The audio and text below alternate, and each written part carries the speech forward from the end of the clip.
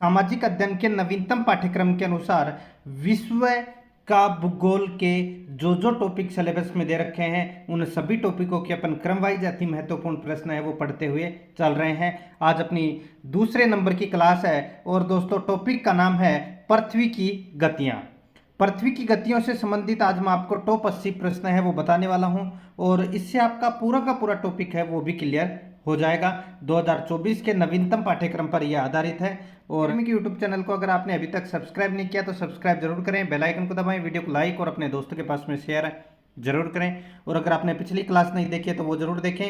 तो चलिए दोस्तों शुरू करते हैं। पृथ्वी की गतियों से संबंधित देखिए पहला प्रश्न है, किस तिथि को रात और दिन बराबर होते हैं? बताइए किस तिथि को रात और दिन बराबर होते हैं? तो दोस्तों इसका राइट आंसर हो जाएगा वो है 23 सितंबर को। याद रखना दोस्तों 23 सितंबर को दिन और रात बराबर होते हैं। यहां पर बी नंबर का ऑप्शन राइट आंसर हो जाएगा। आगे देखिए सेकंड नंबर का प्रश्न है, इसमें देखिए विषुव या इक्विनॉक्स वर्ष के दो काल जब दिन और रात बराबर होते हैं होता है। बताइए दोस्तों, अभी बताया मैंने आपको 23 सितंबर और एक और याद रखना है दोस्तों वो है 21 मार्च। 21 मार्च और 23 सितंबर। यहां पर ए नंबर का जो ऑप्शन है वो इसका बिल्कुल सही उत्तर हो जाएगा। आगे देखिए वर्ष भर रात और दिन कहां बराबर होते हैं? वर्ष भर रात और दिन बराबर कहां पर होते हैं? तो दोस्तों ये होते हैं भूमध्य रेखा पर। कहां पर? भूमध्य रेखा पर। तो यहां पर सी नंबर का ऑप्शन राइट आंसर हो जाएगा, भूमध्य रेखा पर। आगे देखिए उत्तरी गोलार्ध में कर्क संक्रांति के समय 12 घंटे का दिन होगा। बताइए उत्तरी गोलार्ध में कर्क संक्रांति के समय 12 घंटे का दिन होगा। तो दोस्तों इसका राइट आंसर हो जाएगा वो है विषुवत रेखा पर। ठीक है, यहां पर अपना इसमें राइट आंसर हो जाएगा डी नंबर का जो ऑप्शन है वो इसका बिल्कुल सही उत्तर हो जाएगा। अभी मैंने आपको बताया कि वर्ष भर दिन और रात बराबर कहां होते हैं? तो दोस्तों भूमध्य रेखा पर। तो ये भूमध्य रेखा ये राइट आंसर हो जाएगा, इसमें डी नंबर का ऑप्शन बिल्कुल सही। आगे देखिए उत्तरी गोलार्ध में सबसे छोटा दिन होता है। बताइए उत्तरी गोलार्ध में सबसे छोटा दिन है वो कौन सा होता है? बताइए, चार ऑप्शन आपके सामने दिए गए हैं। ये प्रश्न किसी न किसी परीक्षा में पूछे गए प्रश्न भी इसमें शामिल किए गए हैं। ठीक है, उत्तरी गोलार्ध में वर्ष का सबसे छोटा दिन होता है। राइट आंसर हो जाएगा दोस्तों वो होता है 22 दिसंबर। यहां पर इसमें राइट आंसर हो जाएगा 22 दिसंबर। नेक्स्ट आगे देखिए किस तारीख को सबसे बड़ा दिन होगा? बताइए कौन सी तारीख को सबसे बड़ा दिन होगा? राइट आंसर हो जाएगा दोस्तों इसमें वो है 21 जून को सबसे बड़ा दिन होगा। यहां पर सी नंबर का ऑप्शन बिल्कुल सही। आगे देखिए दोस्तों यहां पे 7 नंबर का प्रश्न है, इसमें देखिए दक्षिणी गोलार्ध में सबसे बड़ा दिन है। दक्षिणी गोलार्ध में सबसे बड़ा दिन है तो वो कौन सा है? तो वो है दोस्तों 22 दिसंबर। दक्षिणी गोलार्ध में सबसे बड़ा दिन कौन सा है? तो वो है 22 दिसंबर। याद रखना दोस्तों, ठीक है, याद रखना 22 दिसंबर है ये दक्षिणी गोलार्ध में सबसे बड़ा दिन है। आगे देखिए निम्नलिखित तिथियों में से किस में दोपहर को आपकी छाया सबसे छोटी होती है?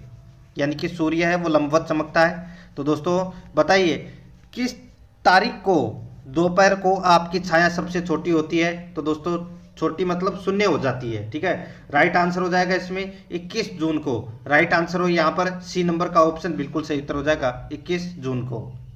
आगे देखिए ग्रीष्म अयनांत प्रतिवर्ष होता है। ग्रीष्म अयनांत प्रतिवर्ष होता है तो ये होता है दोस्तों 21 जून को होता है, ये 21 जून को। यहाँ पर डी नंबर का ऑप्शन राइट आंसर 21 जून को। आगे देखिए यदि जून में लंदन में सुबह 10 बजे है तो भारतीय मानक समय होगा दोपहर। बताइए कितने? तो कितना आगे है? 5.5 घंटे आगे है। तो 10 में 5.5 घंटे जोड़ दीजिए, कितना हो जाएगा? तो दोस्तों इसमें कितने बज जाएंगे? तो 3:30 बज जाएंगे। तो यहाँ पर अपना इसमें राइट आंसर हो जाएगा दोपहर 3:30 बजे। यहाँ पर बी नंबर का ऑप्शन बिल्कुल सही। आगे देखिए पृथ्वी का झुकाव अपने अक्ष पर, पृथ्वी का झुकाव अपने अक्ष पर 23.4 है। इसका अर्थ है 23.4 है, इसका अर्थ क्या होता है? इसका अर्थ होता है पृथ्वी पर वर्ष भर में ऋतु में परिवर्तन होता है। पृथ्वी पर वर्ष भर में ऋतु में परिवर्तन होता है। तो यहाँ पर बी नंबर का ऑप्शन राइट आंसर हो जाएगा। आगे देखिए, नीचे दिए गए आरेख दिन विशेष पर पृथ्वी की स्थिति को दर्शाता है। ए बी सी डी तथा ई पृथ्वी की स्थितियां हैं। कौन सी स्थिति में दिन का प्रकाश सबसे ज्यादा घंटों तक रहेगा? बताइए दोस्तों, सबसे ज्यादा घंटों तक कौन सा प्रकाश रहेगा इसमें? यहाँ पर देखिए ए बी सी डी दिया हुआ है, तो यहाँ पर इसका राइट आंसर क्या हो जाएगा? वो है दोस्तों, इसमें देखिए डी का प्रकाश है। डी का जो प्रकाश है ये दोस्तों सबसे ज़्यादा घंटों तक रहेगा। तो यहाँ पर अपना इसमें राइट आंसर डी नंबर का जो ऑप्शन है वो इसका बिल्कुल सही उत्तर हो जाएगा। ठीक है, ये यूं घूमेगा तो डी का सबसे ज़्यादा समय तक रहेगा। आगे देखिए दोस्तों, यहाँ पे पृथ्वी द्वारा सूर्य के चारों ओर घूमने को क्या कहा जाता है? पृथ्वी द्वारा सूर्य के चारों ओर घूमने को क्या कहा जाता है? तो इसको कहा जाता है दोस्तों परिक्रमण काल। क्या कहा जाता है? परिक्रमण काल कहा जाता है। डी नंबर ऑप्शन बिल्कुल सही। देखिए ज़्यादा से ज़्यादा आपको सुनने की कोशिश करना है, क्योंकि सुनने से ज़्यादा याद होता है। आगे देखिए, पृथ्वी अपने अक्ष पर घूमती है। पृथ्वी अपने अक्ष पर घूमती है, ये भी प्रश्न काफी बार परीक्षा में पूछा जा चुका है। राइट आंसर हो जाएगा पश्चिम से पूर्व की ओर घूमती है दोस्तों। राइट आंसर इसमें ए नंबर ऑप्शन बिल्कुल सही। आगे देखिए, पृथ्वी दिन कहलाता है। बताइए, पृथ्वी दिन कहलाता है तो कौन सा कहलाता है दोस्तों? दोस्तों पृथ्वी द्वारा अपने अक्ष पर घूमने में लिया गया समय है। पृथ्वी द्वारा अपने अक्ष पर घूमने में लिया गया समय है वो पृथ्वी दिन कहलाता है। राइट आंसर इसमें सी नंबर ऑप्शन हो जाएगा। 16 नंबर का प्रश्न इसमें देखिए, पृथ्वी एवं सूर्य के मध्य अधिकतम दूरी की स्थिति कौन सी है? बताइए, पृथ्वी एवं सूर्य के मध्य, पृथ्वी एवं सूर्य के मध्य अधिकतम दूरी की स्थिति को किस नाम से जानते हैं? तो दोस्तों किस नाम से जानते हैं? इसको अपसोर के नाम से जानते हैं दोस्तों, अपसोर के नाम से। ठीक है, अपसोर। आगे देखिए, यहाँ पर अपने कक्षीय समतल पर पृथ्वी के कोण क्या है? अपने कक्षीय समतल पर पृथ्वी के कोण क्या है? तो दोस्तों पृथ्वी का जो कोण है वो है दोस्तों 66.5 डिग्री। कितना है? 66.5 डिग्री है, याद रखना 66.5 डिग्री। तो यहाँ पर डी नंबर का ऑप्शन राइट आंसर हो जाएगा। आगे देखिए, निम्नलिखित में से कौन सी पृथ्वी दिन की परिभाषा है? कौन सी पृथ्वी दिन की परिभाषा है?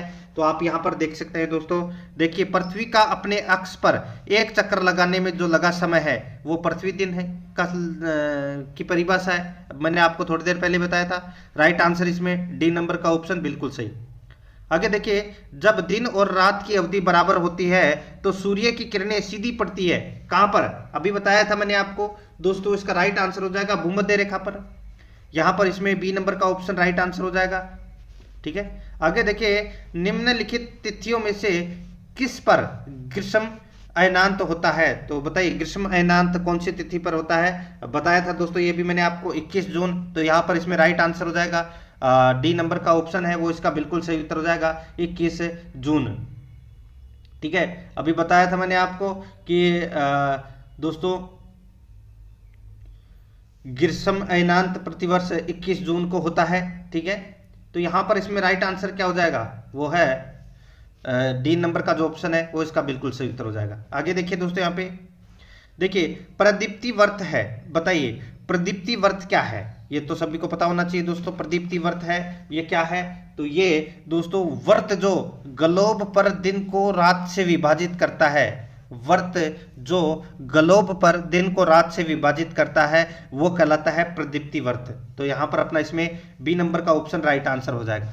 आगे देखिए 22 नंबर का प्रश्न है, 21 मार्च और 23 सितंबर को पूरी पृथ्वी पर दिन और रात बराबर होते हैं, इसका कारण है।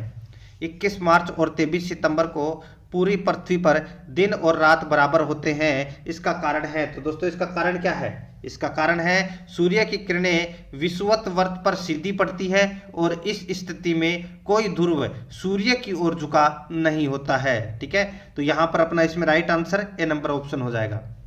आगे देखिए, दक्षिणी गोलार्ध का सबसे लंबा दिन किस दिन होता है? दक्षिणी गोलार्ध का सबसे लंबा दिन किस दिन होता है? राइट आंसर हो जाएगा वो होता है दोस्तों 22 दिसंबर को। कब होता है? 22 दिसंबर को। डी नंबर का ऑप्शन बिल्कुल सही उत्तर हो जाएगा। आगे देखिए, दिन और रात होने का प्रमुख कारण है। दिन और रात होने का प्रमुख कारण क्या है? तो वो कारण है दोस्तों इसमें पृथ्वी का अपनी दूरी पर घूमना। पृथ्वी का अपनी दूरी पर घूमना, यहाँ पर सी नंबर का ऑप्शन राइट आंसर हो जाएगा। आगे देखिए, ध्रुव तारा सभी मौसमों में स्थिर दिखाई देता है, क्योंकि ध्रुव तारा सभी मौसमों में स्थिर दिखाई देता है, क्योंकि क्योंकि दोस्तों ध्रुव तारा पृथ्वी के उत्तरी ध्रुव की कक्ष के ऊपर होता है। ध्रुव तारा सभी मौसमों में स्थिर दिखाई देता है, क्योंकि ध्रुव तारा पृथ्वी के उत्तरी ध्रुव की अक्ष पर होता है। यहां पर सी नंबर का ऑप्शन राइट आंसर हो जाएगा। आगे देखिए, तारामंडल सप्तऋषि को पश्चिम निवासी किस नाम से जानते हैं? तारामंडल सप्तऋषि को पश्चिम निवासी किस नाम से जानते हैं? तो दोस्तों किस नाम से जानते हैं? तो ये जानते हैं दोस्तों बिग डीपर के नाम से जानते हैं, बिग डीपर के नाम से। सी नंबर का option right answer big deeper. आगे देखिए, पृथ्वी अपनी धुरी के चारों तरफ किस दिशा में घूमती है? पृथ्वी अपनी धुरी के चारों तरफ किस दिशा में घूमती है? तो दोस्तों ये घूमती है पश्चिम से पूर्व की ओर।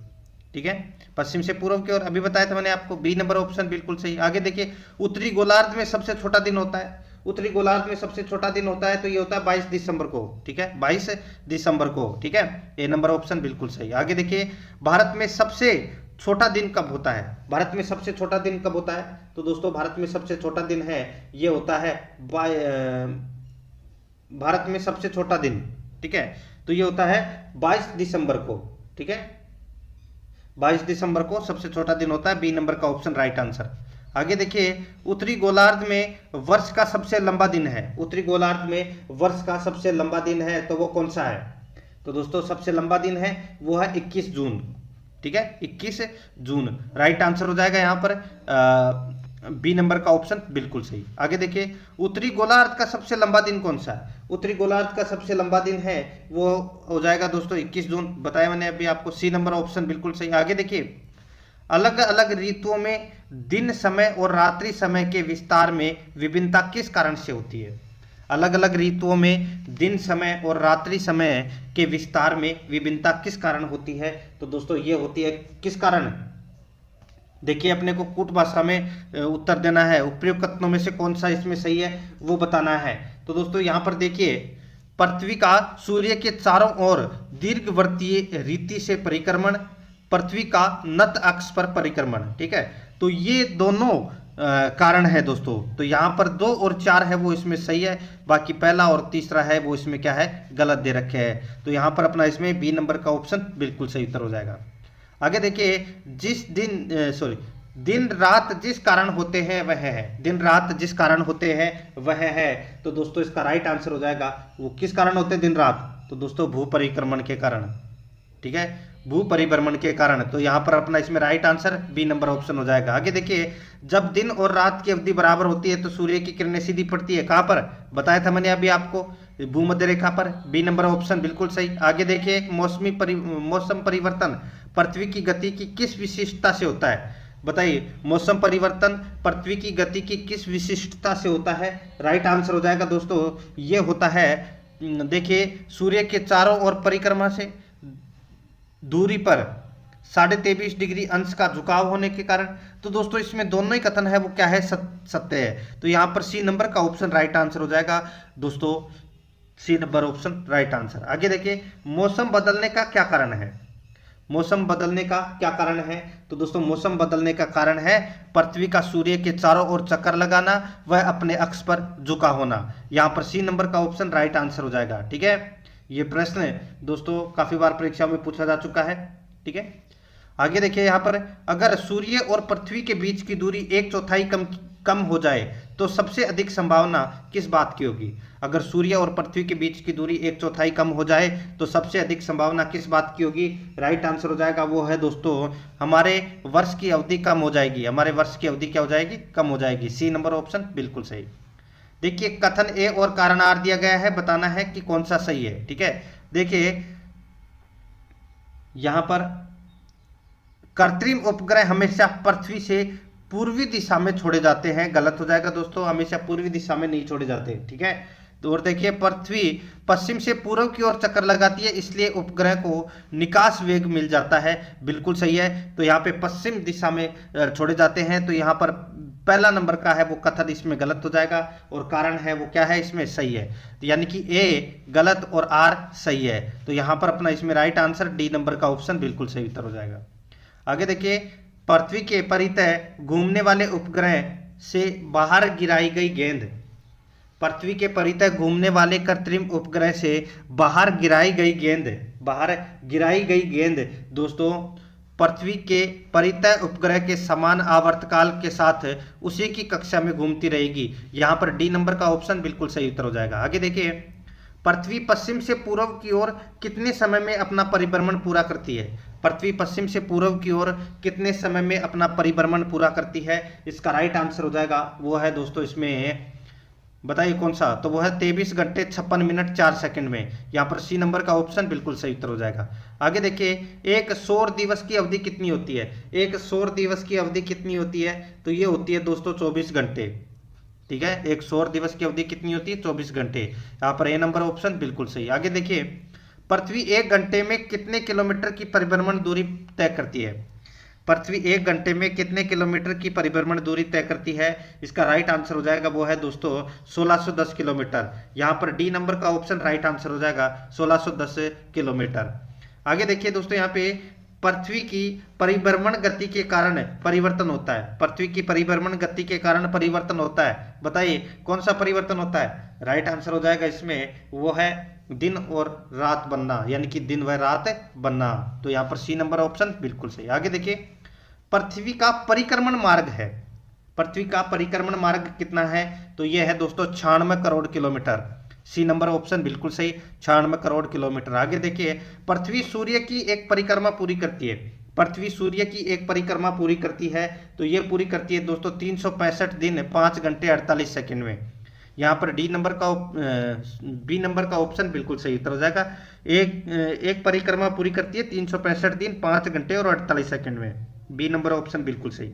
आगे देखिए, पृथ्वी की परिक्रमण गति के कारण होते हैं, पृथ्वी की परिक्रमण गति के कारण होते हैं, तो दोस्तों राइट आंसर हो जाएगा। देखिए, दिन रात छोटे व बड़े होते हैं, ध्रुवों पर 6 माह के दिन और 6 माह की रातें होती है, बिल्कुल सही है। ऋतु परिवर्तन होते हैं, बिल्कुल सही है। राइट आंसर हो जाएगा उपरोक्त सभी, डी नंबर का ऑप्शन बिल्कुल सही। 47 नंबर प्रश्न है, पृथ्वी अपने परिक्रमण मार्ग में 1 घंटे में कितनी दूरी तय करती है? बताइए 1 घंटे में कितनी दूरी तय करती है? राइट आंसर हो जाएगा दोस्तों इसमें देखिए यहाँ पर 1,09,500 किलोमीटर की दूरी तय करती है 1 घंटे में। ठीक है, राइट आंसर हो जाएगा यहाँ पे ए नंबर ऑप्शन बिल्कुल सही उत्तर हो जाएगा।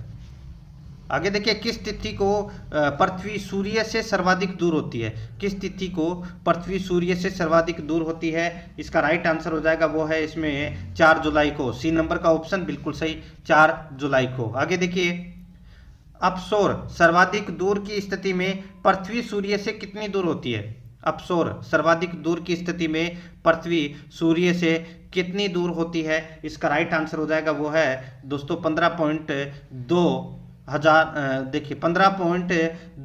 करोड़ किलोमीटर। ठीक है, करोड़ किलोमीटर। ठीक है, तो यहाँ पर अपना इसमें डी नंबर का ऑप्शन बिल्कुल सही। आगे देखिए, किस तिथि को पृथ्वी सूर्य से सर्वाधिक निकट होती है? किस तिथि को पृथ्वी सूर्य से सर्वाधिक निकट होती है? राइट आंसर हो जाएगा दोस्तों इसमें यह होती है दोस्तों 3 जनवरी को। ठीक है, 3 जनवरी को। बी नंबर का जो ऑप्शन है वो इसका राइट आंसर हो जाएगा।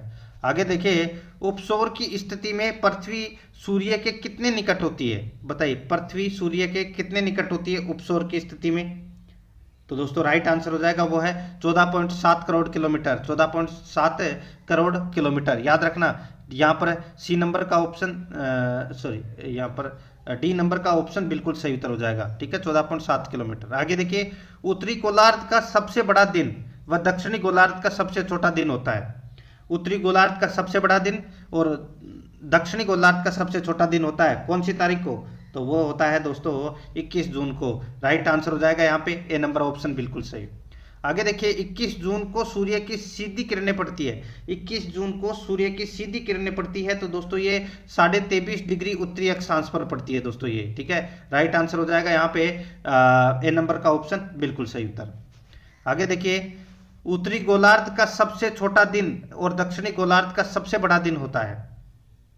ठीक है, उत्तरी गोलार्ध का अभी मैंने इससे पिछले से पिछले प्रश्न में पूछा था। दक्षिणी गोलार्ध का सबसे बड़ा दिन और दक्षिणी गोलार्ध का सबसे छोटा दिन होता है 21 जून को। अब यहाँ पे पूछा गया है कि उत्तरी गोलार्ध का सबसे छोटा दिन और दक्षिणी गोलार्ध का सबसे बड़ा दिन होता है, तो ये होता है दोस्तों 22 दिसंबर को, याद रखना है। यहाँ पर बी नंबर का ऑप्शन बिल्कुल सही। आगे देखिए, किन तिथियों को दिन व रात बराबर होते हैं, किन तिथियों को दिन व रात बराबर होते हैं? राइट आंसर हो जाएगा 21 मार्च और 23 सितंबर को दोस्तों दिन और रात बराबर होते हैं। राइट आंसर हो जाएगा यहाँ पर ए नंबर ऑप्शन बिल्कुल सही।